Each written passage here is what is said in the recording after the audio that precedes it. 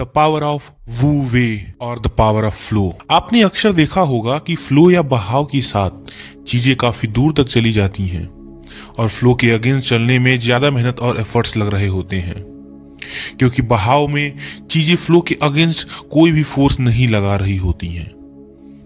हम अक्सर अपने लाइफ में ऐसी सिचुएशंस में होते हैं जहां हम खुद को फोर्स की वजह से स्टक कर लेते हैं, क्योंकि उस टाइम हम अपने फ्री फ्लो के अगेंस्ट फोर्स लगा रहे होते हैं और अक्सर ऐसी सिचुएशंस में हम अपना ही नुकसान कर बैठते हैं। तो आखिर फ्लो में बहना क्या इतना जरूरी है? आगे बढ़ने के लिए क्या अपने विल खिलाफ फोर्स लगाना हमें ही साइड इफेक्ट्स देता है, या किसी काम को पूरा किए बिना उसे छोड़ देना भी सही चीज होगा? तो इन्हीं सब पर एक बहुत ही फेमस चाइनीज थ्योरी है, या जिसको कॉन्सेप्ट भी बोल सकते हो, जिसमें power of not applying force या एफर्टलेस एक्शन के बारे में बताया गया है। और इस थ्योरी का नाम है वू वे थ्योरी और वू wei concept. So Wu Wei is an ancient Chinese concept, literally meaning inaction or effortless action.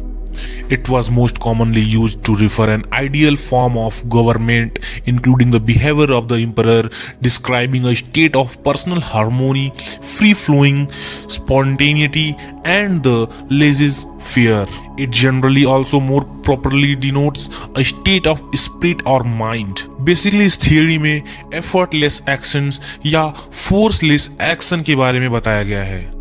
कुछ लोग इसे कुछ ना करने या बस न्यूट्रल रहने से जोड़ते हैं, बट बड़े बड़े जानकारों की माने तो ये हमारे माइंड के किसी काम पर स्टक होने की सिचुएशंस के ऊपर है, जिसमें बताया गया है कि कभी कभी हम अपने फोकस गोल या टारगेट इसलिए चूक जाते हैं क्योंकि हमें पता ही नहीं चल पाता है कि हमें कब गिव अप करना है, और हम रिजिड बन के फ्लो के अगेंस्ट फोर्स लगा रहे होते हैं, और एट द एंड हम किसी छोटे से टास्क को या टारगेट पर अपने ईगो में आके या रिजिड होके बड़े गोल या अपॉर्चुनिटी को मिस कर देते हैं। ये मैंने अक्सर ही लोगों के साथ देखा कि लोग अपने फोर्सफुल नेचर से या रिजिड होकर के अपना ही नुकसान कर लेते हैं या छोटा गोल अचीव करने में ज्यादा एफर्ट्स डाल रहे होते हैं। So basically according to the wu wei concept, हमें फ्लो के साथ ही चलना चाहिए और हमें फ्लो के साथ चलने में ही बड़े टारगेट को आसानी से अचीव करने में मदद मिल सकती है। फ्लो के साथ चलने से जिसमें कम एफर्ट्स में ज्यादा आउटपुट गेन्स हो सकता है। फ्लो के साथ चलने पर आपको एक अलग सा रिलैक्स इन्वायरमेंट महसूस होगा, चाहे वो आपके अंदर हो या बाहर। आप अपने आप को एक बेहतर ढंग से प्रॉब्लम्स का सलूशन ढूंढते हुए पाओगे। आपने अक्सर सुना होगा बड़े लोग कहते हैं कि जिद मत करो, समय पर छोड़ दो।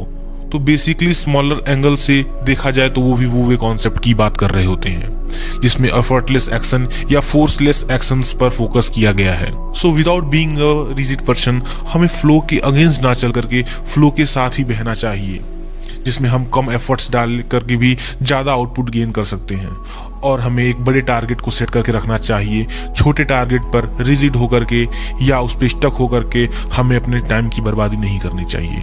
सो this is the wu wei concept in the Chinese theory, and I think it will help you in more ways. If you apply these things in your daily routine, then it will ease your life. Thank you, bye bye, and see you in the next video.